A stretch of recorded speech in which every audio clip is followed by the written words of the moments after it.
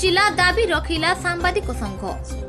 भंजनगर को घुमुसुर जिला करने दाबी रे भंजनगर उत्कल सांबादिक संघ आज जिलापाल जनशुणाणी रे एक स्मारक पत्र देथिले।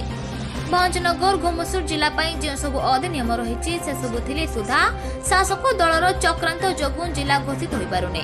तेणु भंजनगर अंचल में बहुगुड़े अनुष्ठान घुमुसुर जिला दाबी रखिछन्ते।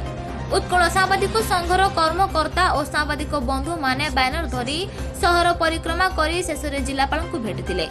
आगामी दिन में यह आंदोलन जोरदार हेबो बोली तेणु वर्तमान आम पाखे जहाँ खबर अच्छी तो पाखापाखि प्रति 2-3 वर्ष के थरे सरकार गोटे जिलापाल को सेक्रेटेरिएट गोटे चिठी आसे आठी निष्पत्ति जे सबु प्रकार व्यवस्था घुमुसर जिलापाई गोटे प्रकार चूड़ांत तालिका रे पहुँची किंतु घोषणा को बाकी रही जहाँ शुणा मिली किंतु ए जो राजनीति जो शासक दलर जो कुचक्रांत जो आम जो दाबी वंचित रोचु तेणु आम स्पष्ट भाव आम अनुरोध करवा जे आमर जो जिलार जो मान्यता खूब शीघ्र घोषणा करने आम नवेदन करवा।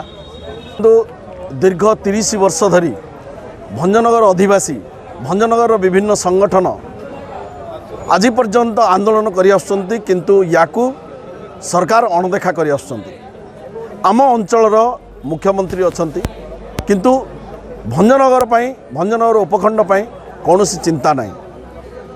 गोटे साधारण लोक कौन सुविधा असुविधा दीर्घ 100 किलोमीटर जावाक पड़े नतबा एटी जदि मासकू थरे जिलापाल आसंती बा न आसंती